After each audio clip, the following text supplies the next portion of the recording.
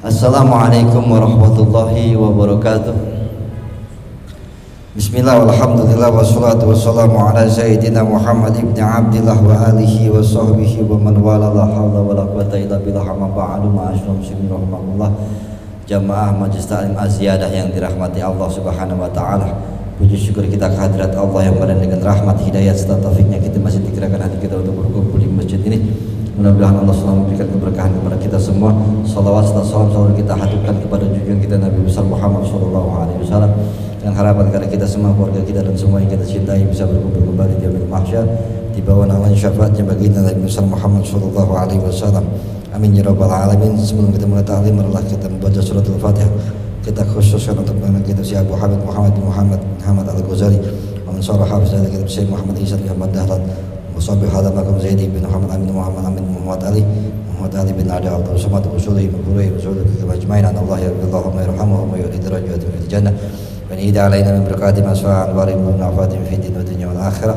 Syahadilah Al-Fatihah. Bismillahirrahmanirrahim.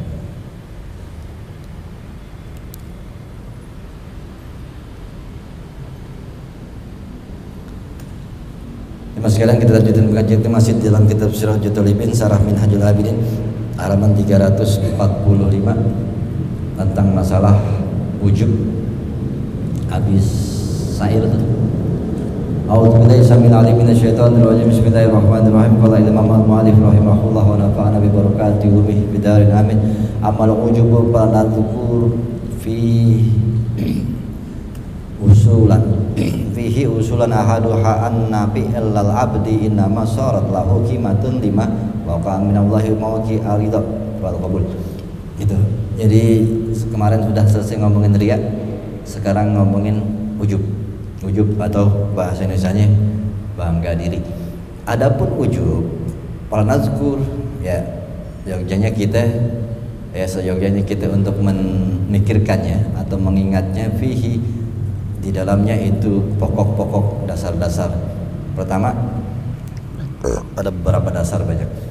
Pertama, ahaduha untuk masalah ujub bangga diri ini harus direnungin tidak baiknya ataupun tidak pantasnya kita ujub atas semua ibadah-ibadah yang kita lakukan. Pertama apa aduha? Pertamanya adalah anna fi'lal abdi innama syarat lahu qimatun lima waqa'a minallahi mawqi'a ridha kabul. Sesungguhnya apa-apa yang dikerjain oleh seorang hamba innama syarat, sesungguhnya kerjaan itu jadilah suatu yang bernilai jikalau jatuh dalam posisi diredoin dan diterima Allah. Gitu. Maksudnya sesungguhnya kalau kita ngerjain sesuatu amalan perbuatan ibadah kepada Allah, perbuatan itu sangat bernilai di sisi Allah. Ya, pahalanya itu bisa menjadikan lebih daripada dunia dan seisinya kalau Allah nerima dan redho. Nah ini. Jadi sebenarnya yang diajarkan Ghazali di sini disuruh memikirkan bagaimana caranya ibadah kita diterima, bukan banyakin ibadah. Ya. Kadang-kadang kita itu ada era-era kita ini yang kadang banyakin aja ibadahnya, tapi nggak mikirin apakah itu diterima apa enggak. Padahal sebenarnya satu aja diterima, itu luar biasa nilainya. Ini kadang-kadang menjadi permasalahan yang terjadi di kita yang selalu berpikir bahkan setelah banyak ibadah timbulnya kesombongan, padahal belum tentu satu pun diterima. Dan kita nggak fokus. Nah ini tasawuf mengajarkan kita untuk fokus bagaimana cara diterima, bukan bagaimana banyak caranya mengamalkan amalan, tapi bagaimana caranya diterima. Ya.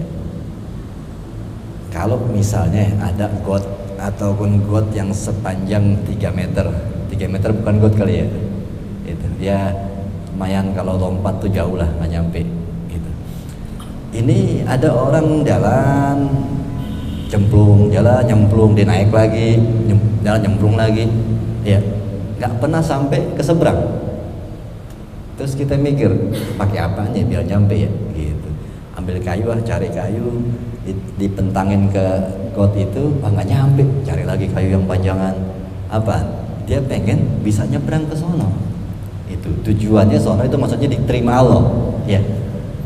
Tapi ada orang yang kita lagi mikirin nih gimana caranya biar sampai ke seberang ya. Pakai kayu, pakai apa namanya tali apa yang bisa sampai.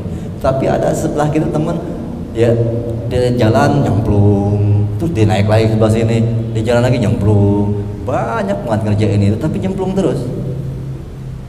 Ini kan aneh. Maksudnya tuh dia ibadah mulu tapi nggak pernah sampai. Dia nggak pikirin tuh nggak sampai-sampai. Ibadah lagi. Nah kita mikirin tuh gimana caranya gue bisa nyebrang sana. Maksudnya gimana caranya gue bisa sampai ke Allah ibadah. Itu yang harus kita dikatakan kalau kita melakukan suatu amalan ibadah yang diterima Allah itu luar biasa nilainya. Ya. Nah ini di dalam ilmu tasawuf kita diajarin bagaimana caranya ibadah diterima Allah. Gitu. Ya. Memang kalau diterima Allah itu urusannya perbaikan hati, ya itu, ya dan itu kebanyakan yang merasa berat melakukannya. Wa illa kalau kita nggak diterima atau diridhoin Allah ibadah kita, ya kalau ibadah kita nggak pernah sampai ke Allah, nggak sampai ke seberang tuh tadi jembatan, nggak pakai. Patarol ajiro ya'malu tulan nahari bidirhamaini wal harisah yasharu tulal laili bidani koini. Makanya kita akan memandang, maka kamu akan melihat seseorang pekerja yang diupah dengan kerjaan yang setiap pagi malam dikerjain dapat upah 1.000, ataupun penjaga yang begadang malam-malam untuk dapat upah 1 juta misalnya. Kalau di sini mungkin bahasanya dapat upah 1 juta. Dia kerja siang, ya sip-sipan misalnya kayak Roni gitu, atau orang jaga malam begadang dapat gaji 1 juta 2 juta. Itu orang lebih banyak mau melakukan itu, padahal kalau dia melakukannya untuk Allah lebih dari itu sebenarnya. Maksudnya apa? Ada orang ibadah pengen dilihat orang, pengen ujub, pengen bangga diri. Akhirnya apa yang didapat dari orang? Paling cuma dikasih ya 1 juta 2 juta gitu. Ya. Padahal kalau dia melakukannya untuk Allah lebih dari hal itu semua. Wa kadzalika ashabus sana'at, dan juga orang-orang yang punya perusahaan ataupun juga hirab pegawai. Kullu wahidin ya'malu fil laili wa nahar. Setiap mereka pegawai melakukan kerjaan siang malam, ya. Fa yakunu qimatu dzalika darahim ma'dudatan. Akhirnya mereka mendapat upah ataupun harga dari kerjaannya itu siang malam dapat dirham ataupun duit yang terhitung, mau 1 juta, 2 juta atau 10 juta tetap terhitung. Ya. Fa in sarafta al fi'la ila Allah. Tetapi seandainya kamu memalingkan kerjaan itu kepada Allah Ta'ala, falsumtalillah misalnya yauman, ya kamu ganti kerjaan itu dengan puasa hanya untuk Allah, nggak kepikirin untuk orang-orang, ya. Atau juga di dalamnya dikatakan kalau sholat ya 2 rakaat misalnya yang dikerjakan hanya untuk Allah. Ini beliau lagi mengajarkan apa? Kerja buat Allah, ya. Kerjain gitu, walaupun kita juga mungkin kerja juga di dunia, ya, yang dapat gaji ini kalau beliau mengatakan bisa dihitung 1 juta, 10 juta, 30 juta, masih ada hitungannya. Tapi kalau kerja sama Allah lebih dari itu semua. Cuma kadang kita gak mau kerjainnya, ya. Misalnya fayakunu sumu kadzalikal yaum la yaqimata lahu idza radiyahu. Maka puasamu 1 hari itu aja gak ada nilainya, itu maksudnya nilainya tak terhingga jikalau Allah nerima, jikalau Allah redha. Gitu. Ya. Wa taqabbalahu Allah, ya, wa taqabbalahu, dan Allah menerimanya. Itu maksudnya apa? Ibadah kita, sholat, puasa yang misalnya cuma 2 rakaat, yang misalnya kita kerjain malam-malam tahajud atau apa sholat duha, dan kita memang mengerjakannya hanya untuk Allah, mengabdi. Insya Allah kalau diterima Allah itu lebih dari gajian, ya. Pertanyaannya, kadang-kadang kita mikir saya udah pernah tahajud, saya juga udah pernah puasa, saya juga udah pernah ya sholat duha segala macam, tapi hidup gini-gini aja. Nah ini berarti kan tadi kita mikirin ya bahwa sudahkah kita berpikir bagaimana cara diterima Allah, bagaimana caranya Allah redho dengan yang kita kerjain. Ini kan masalahnya kita masih di sini, penyakit hati ini yang membuat gak sampai-sampai, padahal ibadah cuma sedikit aja.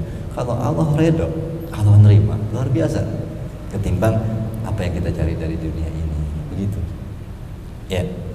Nah ini bang susah sekolah, tapi emang harus ada ganjaran ujian dulu. Kalau Allah Ta'ala, makanya Allah mengatakan innama yuwaffas sabiruna ajrahum bighairi hisab, surat Az-Zumar ayat 10. Allah mengatakan sesungguhnya balasan orang-orang yang sabar dikasih balasan yang gak bisa dihitung-hitung.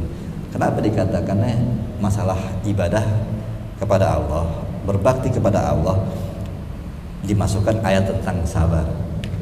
Karena di dalam tafsirannya, di dalamnya mengatakan ala masaqati ta'ati min ihtimalil bala wa muhajiratil awtanaha, ya, yang dibilang innama yuwaffas sabirun, sesungguhnya Allah akan memberikan bagi orang-orang yang sabar. Sabar apaan? Sabar dalam menjalani beratnya ibadah, beratnya ketaatan, beratnya istiqomah.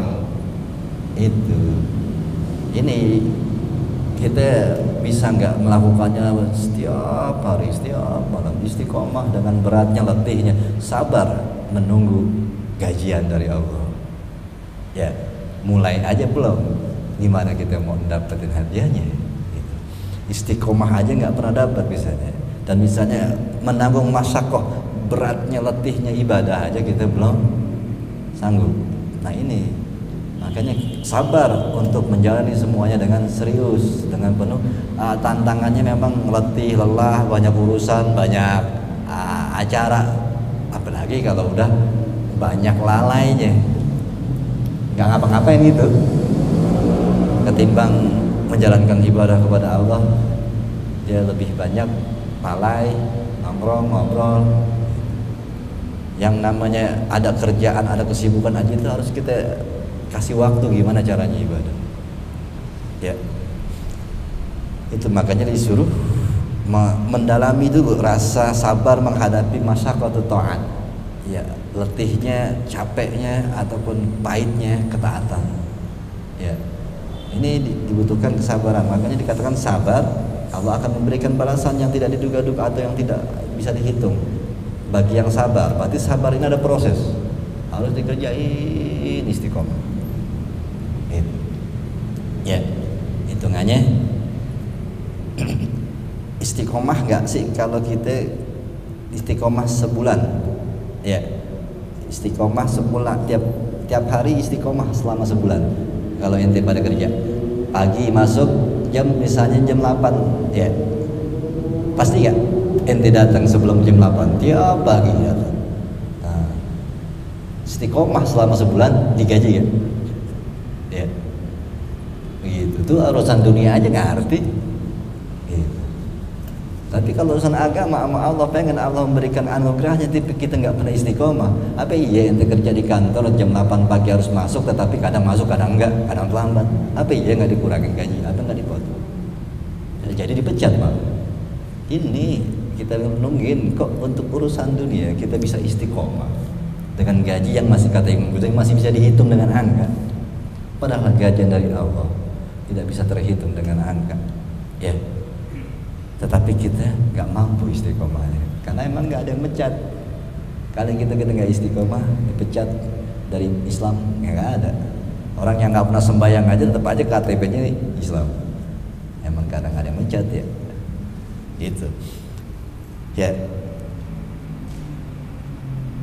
Wa fil khabar wa ajruhum bighairi hisab, adalah ya tadi ilahi hisabul hisab, nggak bakal pernah bisa dihitung sama penghitung sekalipun hitung-hitungan. Nah ini apa sih yang dibilang nggak ada bisa dihitung dengan hitungannya? Salah satu contoh aja kebahagiaan hati, ketenangan hati, sakinah dalam rumah tangga. Ada yang bisa bayar? Bisa. Ya. Contohnya kita Esar bininya sayang banget sama dia, begitu. Ya, begitu cintanya bini sama dia. Anugerah dari Allah, untuk apa namanya gaji dari Allah akibat ketaatannya dia yang istiqomah. Akhirnya Allah masukkan ke hati istrinya yang begitu mencintai ya. So ada orang yang bininya nggak cinta sama sekali sama dia, nyakitin terus. Dia bilang, Sar, bisa nggak gue bayar lah perasaan bini lo biar kayak perasaan bini gue biar kayak bini lo. Gue bayar lah 1 miliar biar bini gue bisa perasaannya cintanya sama gue kayak bini lo kan. Lo bayar kemana ya? Lo bisa tuh 1 miliar bayar buat orang itu cinta begitu. Bayarnya kemana ya? Ayo, perasaan nggak ada yang bisa beli loh. Ya, dan itu yang dibilang nggak ada hitungannya sebenarnya kalau Allah yang ngasih. Salah satunya itu ya, contohnya aja rasa cinta anak kita, rasa cinta istri kita, hidup maslahat rumah tangga yang begitu tenang misalnya. Itu anugerah ada orang yang berani bayar jutaan miliaran biar rumah tangganya bisa kayak gitu. Tapi nggak bisa. Ya. Salah satu contoh misalnya ada orang yang sangat mencintai laki-laki, sang perempuan ini sangat dicintai sama orang yang berduit, suka banget sama itu perempuan. Tapi perempuan itu nggak cinta sama dia. Apa iya dengan duitnya miliaran dia bisa bayar nih? Ya, gue bayar lo 50 miliar, tapi lo cinta sama gue. Nah itu perempuan bilang, ya kan Allah yang bikin cinta, saya nggak bisa. Allah nggak kasih tuh 50 miliar, nggak bisa bikin orang. Itu yang dibilang, kalau mau kita mikir yang dibilang bigoiri hisab, ganjaran dari Allah, pahala-pahala kebahagiaan yang tidak bisa dihitung, kayak gitu soalnya. Ya, sama napas emang bayar. Itu. Ya, itu nggak bisa dihitung anugerah dari Allah. Ya. Jadi yang kadang harus kita renungi, di mana kalau kita melakukan pengabdian kepada Allah, insya Allah Allah akan membuka kebahagiaan hidup kita. Wabil khobar, di dalam khobar dikatakan khobar yang rawahu Syekhon, alladzi rawahu Syekhon an Abi Hurairah, dari Abu Hurairah, diriwayatkan dari Bukhari Muslim. Abu Hurairah radhiyallahu anhu anin Nabi sallallahu alaihi wasallam, dari Nabi kita Muhammad, yaqulullahu tabaraka wa taala, kata Nabi, Allah pernah berfirman, ini hadis qudsi. Ya. Kata Allah, a'dadtu, aku telah mempersiapkan li ibadis shaimin, bagi orang-orang yang puasa, la mala ainun ra'at wala uzunun sami'at wala khatara ala qalbin bashar. Ya, yang belum pernah dilihat mata, yang belum pernah dengar sama kuping, dan gak pernah terbersit di hati manusia. Itu pahalanya, bentuknya. Ini urusannya ke akhirat ya, ibadah-ibadah, tetapi pasti Allah akan percikan untuk dirinya. Fahada yaumukal ladzi qimatuhu dirhamani ma'a ihtimali kata'aba al-azima saralahu kullu hadhihi al-qimah ta'khiri ghaza'in ila isya.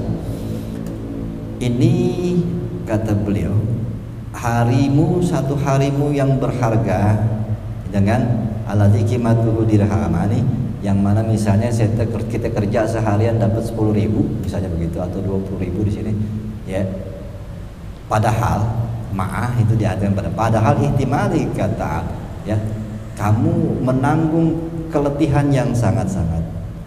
Saralahu kulahadil qimah bita'khiri, ya, jadilah baginya setiap hari hanya yang tidak ternilai bita'khiri ghazai ila isya. Maksudnya daripada kita kerja sama manusia misalnya seharian cuma dapat 2 juta ataupun 2 juta, sehari 2 juta, sehari 200.000 misalnya, tetapi kita melakukan ibadah kepada Allah misalnya cuma puasa yang nahan makan ya dari pagi sampai sore doang. Dan beliau mengatakan nggak sebanding sebenarnya yang kita kerjain buat kehidupan, kerja sama orang dapat 2 juta ditimbang puasa seharian doang, yang itu cuma menahan lapar haus doang ya. Tetapi ganjarannya tadi sesuatu yang belum pernah dilihat, sesuatu yang belum pernah didengar ya, di surga nanti. Walau kumta lailatan lillah. Seandainya kamu bangun malam untuk Allah, sembahyang tahajud misalnya 2 rakaat aja ya, wa akhlas tahalahu, kamu ikhlaskan ibadah itu untuk Allah. Harusnya tahajud ikhlas karena nggak ada yang lihat gitu ya. Kerjakan hanya untuk Allah, diikhlaskan, dimurnikan hanya untuk mengabdi kepada Allah. Sholat 2 rakaat tengah malam, karena qiyamu kala qimatalahu fi syarafi wan nafasa, maka sholatmu itu 2 rakaat di malam-malam hari itu nggak ada nilainya, maksudnya sangat luar biasa kemuliaannya ya, dan sangat berharga ketimbang kerjaan-kerjaan dunia. Ini Ghazali sedang mengajarkan, ayo kita kalau dunia kan kerja emang dulu begini-gini aja ya, nggak jadi konglomerat juga bakaran gitu ya, capeknya juga banyak, capek sama kerja seimbang ya. Yang Gojek apalagi kadang-kadang kurang imbang, capek sama kerjanya ya, capek sama gajinya ya. Cobalah mulai kerja juga buat Allah, yang kita berharap Allah akan beri anugerah yang jauh daripada urusan dunia ya. Dan yang pastinya kan Allah akan kasih di sana di akhirat, segalanya di dunia akan diberikan juga ya. Allah akan berikan akhirat dan dunia.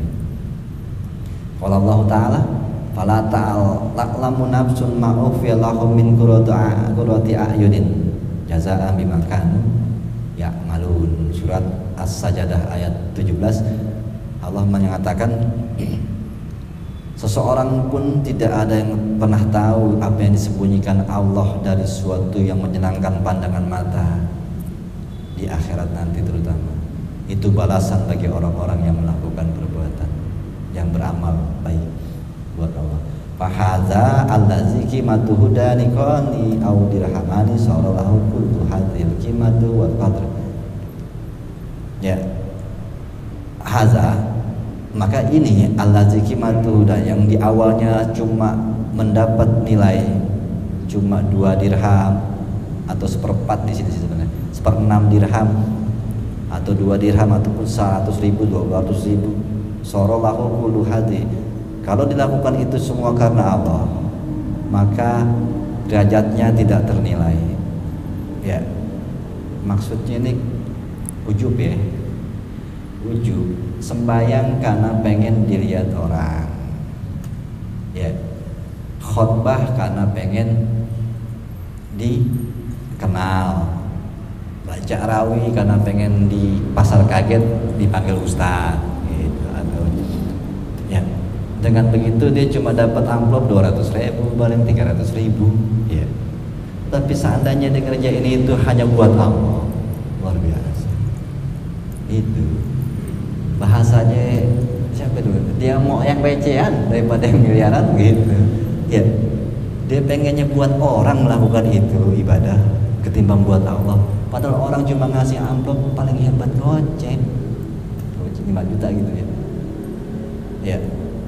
Ibadah pengen dilihat orang, pengen dihormatin orang, mending dapat duit, dapat penghormatan doang, lu makan penghormatan. Tapi banyak orang yang senang gitu melakukan ibadah itu, dilihat orang, orang hormatin, orang banggain, orang senangin, nah itu senang gitu, bukan dapat duit padahal gitu ya. Pada saat dia ngerjain ini semua untuk Allah, ini dikatakan nggak ada nilainya, luar biasa ya. Ini yang dibilang sedikit aja melakukan suatu ibadah tapi ikhlas untuk Allah, bukan karena manusia, pengabdian benar-benar tulus untuk Allah, nilainya luar biasa. Dikatakan walau ja'alta lillahi sa'atan, seandainya kamu jadikan 1 saat aja 1 jam misalnya hanya untuk Allah ibadah itu, tusolli fi harakatain, misalnya kalian sholat, ini sesaatnya berarti dikit nih, paling 3 menit, 2 rakaat aja dah kalian sholat hanya untuk Allah, mengabdi sama Dia, gak mengharapkan bangga diri dengan ibadah kita ya. Khafifata ini ibadah yang ringan, 2 rakaat yang ringan berarti banyak kuliah doang gitu ya. Itu luar biasa sebenarnya di sisi Allah. Kalau hanya dilakukan tidak mengharap apa-apa, cuma emang mengabdi aja. Ya. Bab nafsan kul tapi la ilaha illallah. Bahkan senapas salian ngomong cuma la ilaha illallah, baca wirid segitu doang, senapas doang la ilaha illallah, itu akan luar biasa nilainya kalau memang hanya untuk Allah. Gak ada merasa bangga melakukannya. Ya. Di dalamnya itu ada tentang masalah la ilaha illallah. Man qala la ilaha illallah maddaha, siapa yang baca la ilaha illallah dan memanjangkan kalimat la ilaha illallahnya, hadamat lahu arba'at tu alafin mi zanubin minal kabair, Allah akan hapusin dosa-dosanya yang besar. Kalau mereka bertanya, ya Rasulullah, kalau orang itu nggak ada dosa besarnya, yakfirul li ahlihi wal jirani, bacaan la ilaha illallahnya akan membuat ampunan buat keluarganya dan tetangganya. Kembali lagi ke atas, qala Allah Ta'ala, Allah berfirman, "Muhammad amila solihan min dzakarin aw unsa." Siapa dari laki-laki melakukan ataupun perempuan melakukan amalan-amalan baik, perbuatan-perbuatan yang baik, wa huwa mu'minun, dan dia mengimani Allah, beriman secara tulus kepada Allah. Ya. Lalu faulaika yadkhulunal jannata yurzaqun fiha bighairi hisab. Mereka akan dimasukkan ke dalam surga dan diberi rezeki ya di dalam surga tanpa hitung-hitungan.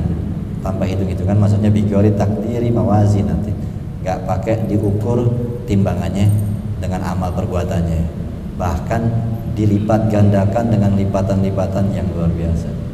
Itu yang dibilang bighairi hisab, tanpa dihitung dengan amalnya. Amalnya padahal satu, dikasihnya berlipat-lipat. Itu kalau ngerjain buat Allah. Itu surat Ghafir ayat 40.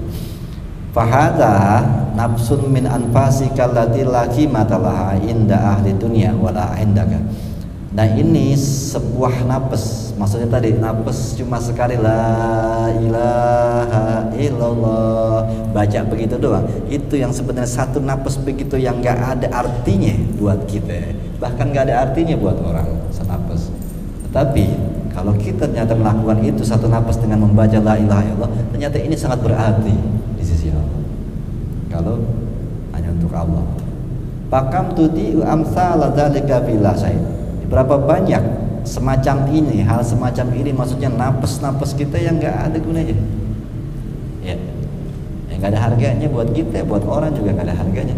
Tapi ada satu napas yang kita gunakan cuma buat baca la ilaha illallah, karena memang benar-benar pure untuk Allah, ya, tulus. Ternyata itu luar biasa nilainya, ya. Begitu. Wakam yamuru alaika minazamani bila faedah. Berapa banyak zaman waktu yang sudah lewat tanpa faedah.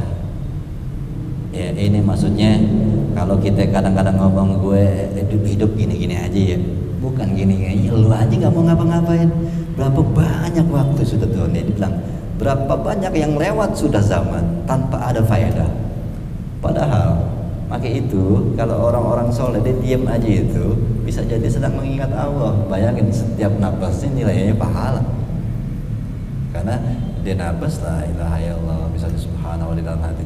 Nah ini, dan kita berapa banyak urusan hidup kita, bahkan nafas kita berlalu begitu aja tanpa faedah. Terus kita bilang hidup gue gini-gini amat ya, hidup gue begini-gini aja ya. Masya Allah, ini kita lagi nercak diri kita sendiri. Kata Allah, lu nya yang gak mau ngapa-ngapain, hidup lu begini-gini aja, disia-siain tuh napas sekian banyaknya tanpa guna. Ya, yang minimal kan ya kalau dia apa-apa ya baca buku. Kalau emang baca buku gak mau kan gitu, males. Daripada napas hidup kita berhari-hari ini gak ada gunanya, ya zikir aja dalam hati, subhanallah subhanallah, masih ada gunanya. Allahu akbar, Allah la ilaha illallah. Daripada bengong wahai, kadang bengong doang aja, otak tahu mana pikiran, ngomong kok habis ngomong hidup gini-gini aja ya. Nah iya, nah lu nya gak mau berbuat apa-apa. Padahal kalau melakukan sesuatu buat Allah, banyak banget yang berharga. Maksudnya satu napas aja buat Allah tuh bisa berharga. Kalau Allah maksudnya kalau kita melakukan buat Allah senapas aja itu dihargai. Padahal nggak ada harganya buat kita, nggak ada harganya buat orang. Apa sih? Ternyata kalau kita melakukan untuk Allah, Allah hargai. Gitu. Ya. Wasara lahu kullu hadza al-qadril azim. Jadilah semua napas ini ya dengan kadar yang besar. Lima annahu waqa amardiya lillahi ta'ala. Jikalau jatuhnya napas-napas kita itu untuk yang keridhaan dari Allah. Fa azama qadrahu wa kasura qimatuhu fadlihi, maka akan menjadi besar kadarnya di sisi Allah, esensinya akan menjadi banyak dan nilainya akan tinggi. Kalau ternyata yang tadinya napas kita nggak ada artinya, ternyata kalau kita melakukan ibadah dan wirid atau apa sesuatu yang Allah redha kita melakukannya, luar biasa napas-napas itu bernilainya, dan pastinya Allah akan memberi anugerah bagi kita. Fahaqqa lil akil izan, makanya seyogyanya nih bagi orang yang punya akal, yang ada akalnya katanya, izan an yara haqarata amalihi wa qillata qadrihi, harusnya dia menganggap remeh, menganggap rendah perbuatannya, wa qillati qadrihi, dan sedikitnya kemampuannya min haitsu huwa, yang mana dia ya sudah melakukan sesuatu yang dianggap, maksudnya kita harus menganggap diri kitanya apa yang kita kerjain itu remeh, kecil ya. Yang membuat itu mulia adalah saat Allah meredoi apa yang kita kerjain ya. Wala yara illa manata, tidaklah kita memandang ya kecuali semua adalah anugerah Allah alaihi fi masyarafa bin qadri amalihi wa azama min jazai. Ini maksudnya Ghazali mau masih tahu kita, ibadah kita sebanyak apapun ataupun dikit itu sebenarnya bukan masalah dikit banyak yang kita kerjain. Bahwa kalau Allah redho dikit aja besar, kalau Allah nggak redho yang kita kerjain banyak aja nggak ada gunanya. Jadi apa yang mau kita banggain sama yang kita kerjain. Makanya seyogyanya dia bilang jangan pernah merasa hebat dengan apa yang kita amalin, karena yang hebat tetap Allah. Kita amalin sesuatu pun kalau Allah nggak redho, nggak nerima semua amalan kita, nggak ada artinya, sampah menurut Allah. Tapi kalau sedikit aja, senapas aja la ilaha illallah kita kerjain, segitu doang, tetapi Allah redho dengan kerjaan itu, maka itu akan jadi luar biasa mulianya kita. Kenapa? Karena Allah mau melakukan itu. Jadi yang hebat bukan kita. Jadi di sini dikatakan bahwa jangan pernah merasa bangga diri sama yang kita kerjain. Ya. Karena yang bikin jadi mulia enggaknya bukan amalan kita, tapi Allah nerima apa enggak. Yang penting makanya gimana caranya Allah nerima itu. Jangan sombong, jangan bangga diri berarti apa yang kita kerjain. Itu. Wa an yahdara ala fi'lihi min ayaqa ala wajhi la yasluhu lillah. Makanya kita harus benar-benar berhati-hati. Jangan sampai kerjaan kita jatuh kepada sesuatu yang Allah enggak suka. Salah satunya bangga diri, akhirnya Allah nggak suka, akhirnya itu nggak ada artinya.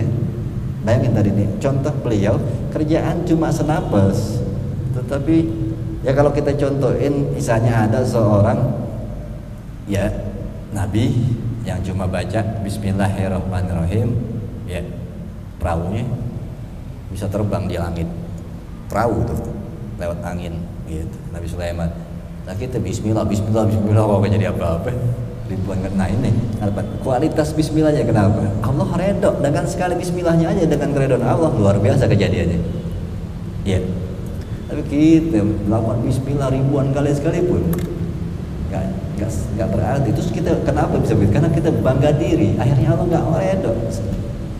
Jadi sebenarnya intinya kalau memang kita melakukan amalan, kita berusaha, dikatakan tadi hati-hati dengan amal perbuatan kita, jangan sampai Allah nggak suka. Karena dengan Allah nggak suka banyak pun nggak bermakna, nggak berfaedah, apalagi dikit kan gitu. Tetapi kalau Allah senang, Allah redho sedikit aja luar biasa. Jadi makanya ada contoh kan kisah yang dimana sahabat Nabi yang masuk surga, apa namanya, Nabi bilang dia akan masuk surga padahal cuma sholat 5 waktu. Ya, udah pernah dengar cerita itu ya. Karena apaan? 5 waktunya cukup mengantarkan dia ke surga. Kenapa? 5 waktunya Allah terima. Kenapa bisa diterima? Enggak ada ujub, bangga diri, sombong, hasut, dengki. Ini dia berusaha bagaimana caranya sholat 5 waktunya diterima. Oh, perbaiki diri. Begitu. Ada orang-orang yang memang setan tuh mengelabui kita.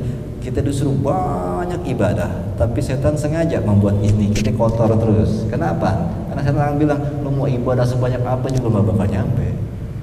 Karena ininya kotor. Makanya biasanya ini kitab-kitab di awal juz pertama dulu tadi pernah ngomong, kalau orang yang ngedalamin perbaikan hati, setan biasanya jauhin dia dari ibadah. Ya, kalau lagi dalamin ini nih, 14 gue tahajudnya, gue lagi benerin hati, gitu. Jadi bawaannya jauh dari ibadah. Kalau lagi belajar tasawuf, biasanya setan berusaha membuat dia jauh dari ibadah. Kalau orang yang gak belajar tasawuf, gak belajar memperbaiki hati, biasanya setan akan mengiming-imingi dengan ibadah-ibadah agar dia semangat dan kuat. Makanya biasanya ibadahnya kuat. Itu orang-orang yang gak memperbaiki hati. Kenapa? Setan mikir, tuh ibadah aja yang banyak kagak ngaruh, gak bakal nyampe karena ininya gak pernah diterima Allah. Itu. Makanya biasanya di lapangannya begitu tuh. Yang kalau ibadahnya kuat-kuat disuruh perbaikan hati, susah, pelajaran susah tuh yang begitu, gitu. Agama susah banget kayaknya begitu. Ya kalau disampaikan sama orang yang ngajin ibadahnya kuat tuh, masalah perbaikan hati dibilang agama susah banget begitu. Itu. Tetapi kenapa? Setan menghiasi ibadah-ibadahnya jadi semangat banget, kuat. Kadang-kadang kita aja ngeliatnya, loh kuat banget ya, itu aneh gitu, kuat gitu, sholat, puasa, ngaji, kuat gitu. Karena memang dihiasi perbuatan buruknya seakan-akan itu perbuatan yang baik. Itu. Nah gimana caranya? Ya harus di tengah-tengah, belajar tasawuf tapi juga jalanin ritual. Kebanyakan kalau belajar tasawuf ritualnya agak males. Ya itu sebelumnya tentang masalah di mana caranya amal kita diterima Allah, dan itu yang membuat Allah akan membuat amal kita menjadi besar dan mulia buat kita di dunia akhirat. Asalkan Allah terima. Jadi intinya bagaimana ibadah kita diterima Allah, ya. Bukan memperbanyak. Kalau diterima banyak sih nggak pas, bagus banget gitu. Tapi ini kita sedikit aja, yang penting diterima deh. Proses mempelajari diterimanya ini yang kita belajar dari jilid pertama sampai jilid kedua ini sebenarnya belajar bagaimana caranya ibadah kita diterima Allah. Ya, selebihnya kan tergantung praktek masing-masing. Ya, wa an yahzaro, kita disuruh hati-hati atas apa-apa yang kita kerjain agar jangan sampai jatuh pada sisi yang mana Allah gak suka. Nah ini yang membuat gak ngaruh dari ibadah kita sebanyak apapun. Kalau Allah gak suka, apa aja yang Allah gak suka, nah itu harus kita tahu. Allah gak suka ujub, bangga diri. Allah gak suka riya gitu. Wala yaqul min mawqi'u ridha fatadhhaba anhul qimah allati hasalat lahu. Jangan sampai terlepas kita dari posisi keredoan Allah. Jangan sampai Allah udah gak redho lagi. Tadinya kita ibadah Allah senang, terus kita melakukan kebanggaan diri atas ibadah kita. Akhirnya Allah pergi, dan akhirnya gak ada nilainya lagi ibadah kita. Itu. Wa ya'udu ila makana fil asal binasamani. Akhirnya kembali kepada asalnya, yaitu hanya mengharapkan mendapat harga-harga yang rendah. Amplop 200, 300, kayak begitu. Gak dapat lagi dari Allah, karena sudah mulai pengen lihat orang, pandangan manusia dimuliain, dihargai. Ya, itu. Wa misaluhu, dan permisalan ada permisalan apa? Misalu uqul amal fi mirdatillah. Permisalan suatu amal perbuatan kita yang masuk dalam ridhonya Allah. Ya kalau Allah senang gitu sama ibadah kita. Kenapa bisa senang sama ibadah kita? Ya ada ayat itu tentang masalah bagaimana sih Allah jadi ridho sama kita. Gitu. Ya ayyuhan nafsul mutmainnah irji'i ila rabbiki radiyah. Ya ayat Tuhan nafsul mutmainnah. Jadi jiwa yang tenang itulah yang Allah ridha. Gimana caranya jiwa yang tenang? Orang semakin tidak mencintai dunia, maka semakin tenang jiwanya. Jadi intinya kalau mau dapat keridhaan Allah, Allah ridha sama apa yang kita kerjain, jadilah orang yang jauh daripada mencintai dunia. Itu. Ini percontohan tentang sesuatu amalan yang Allah ridha. Pastinya orangnya sudah diridhoin gitu. Karena orangnya pasti sudah tidak cinta dengan dia. Annal unkun, sesungguhnya setangkai minal inal, anggur. Ini kan orang sono yang contohin orang Arab nih, Ghazali. Ghazali bilang setangkai anggur, setangkai begini deh, segandet apa namanya, serenceng banyak ya. Ya, setangkai anggur wal idbarata minarihan, dan juga seikat sedap malam gitu kali ya, sedap malam seikat kembang itu. Ini tukang kembang sama tukang anggur itu. Yakunu qimatu bisuqi danikon, bisa jadi itu harganya di pasar cuma 10.000 lah gitu. Contohnya danikon soalnya 1/4 1/6 daripada dirham kita nggak ngerti 1/6-nya berapa, pokoknya itu contohnya udah misalnya harganya 10.000 gitu kalau di pasar. Lain ahdahu wajidun ila malik mah hisatihi wa kok amin mawqi ridho gitu. Jikalau kamu hadiahin itu ya, itu tadi bunga misalnya yang seharga 10.000 kalau dijual di pasar ya, wahidun ila malik, kita kasih kepada raja padahal itu murah 10.000 ya, wa kok amin mawqi ridho, tetapi raja seneng sama kita gitu. Emang demen gitu orangnya, emang demen yang ketemu orangnya asik orangnya gitu. Pak gitu, Pak Joko gitu, Pak Jokowi kan gitu. Pak Joko ini bunga dari saya gitu, saya kasih. Dia senang banget. Ya, raja itu akan senang karena yang ngasih orang yang diredoin, orang yang didemen. Padahal kalau dijual di pasar harganya cuma 10.000 gitu. Ya habulahu ala dzalikal alf dinar. Ya. Lalu saking redoknya ame orang, kata raja Jokowi, ya, Bang, gitu, nih buat lo nih, ya, 10 juta, tuh. Bayangin harga 10.000. Dia cuma ngasih hadiah ke raja, rajanya emang seneng sama dia. Rajanya nggak lihat tuh harga 10.000, karena dia seneng sama orangnya. Kata raja nih, bawa pulang nih 10 juta, tuh. Ya, paham nggak ini urusannya ke Allah? Paham ya? Mau Ghazali ngomong begini dong harus segitu, udah paham. 5 waqa amin mawqi ridho, ini karena faktor raja itu redho, senang sama dia. Ya. Gitu. Ya kalau contoh-contoh yang di sini sih yang lebih kena kayaknya perempuan sih. Misalnya ada perempuan, ya, cewek yang lu cintai banget, misalnya siapa gitu, lu tergila-gila banget, Arif dah misalnya, Arif tergila misalnya begitu. Terus dia ngasih ke Arif apaan? Permen yang itu tuh, begitu ya, yang ada palanya tuh, ya pakai gojek ya, gojek, kasih, lu harganya paling 200 perak ya. Itu karena yang ngasih cewek yang disuka banget sama Arif, gua disimpen, ya ampun, buat tidur, gitu, luar biasa gak tuh? Ya, gila gak tuh? Hah? Enggak dibuat, orang disayang banget itu permen gitu. Karena apa? Bukan masalah harganya berapa dia bisa beli, tapi yang ngasih siapa? Disenang gitu. Jadi kalau kita sudah diredain Allah, kita ngerjain sesuatu memang buat Allah, sedikit aja kita kerjain ibadah, Allah akan senang dan Allah akan menggerahin kita banyak.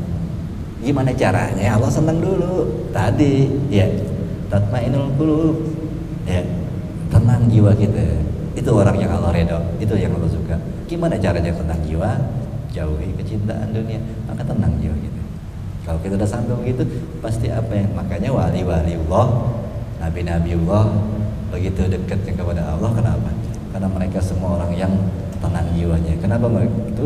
Karena la as'alukum ajran in ajri illa 'ala Allah. Tuh mereka semua ngomongnya gitu. Gua nggak butuh balasan dari lo, balasan gua dari Allah. Tuh semua nabi ngomong gitu. Yang nggak butuh dunia. Makanya jiwanya tenang. Kan yang bikin kita nggak tenang kan urusan-urusan apa? Ya dunia semua kan. Ya. Itu. Belum kawin nggak tenang kan gitu ya. Yang belum kawin juga belum ngumpul duitnya gitu nggak tenang gitu. Serahin aja sama Allah, banyak sholat tahajud terus gitu biar dapat duit yang banyak. Ya. Itu. Lalu sampai sini aja insyaallah manfaatnya di hati hadratin Nabi sallallahu alaihi wasallam. A'udzubillahi minasyaitonir rajim. Bismillahirrahmanirrahim. Alhamdulillahirabbil alamin arrahmanirrahim maliki yaumiddin. Iyyaka na'budu wa iyyaka nasta'in ihdinas siratal mustaqim siratal ladzina an'amta 'alaihim ghairil maghdubi 'alaihim waladdallin. Rabbana ya rahman ya rahim ya rahman ya rahim warhamna warham walidina wanfa'na bima 'allamtana wa 'allimna ma yanfa'una rabbi zidna ilma warzuqna fahma birahmatikal wasi'ah ya arhamar rahimin sallallahu Muhammadin walhamdulillahirabbil alamin. Assalamualaikum warahmatullahi wabarakatuh.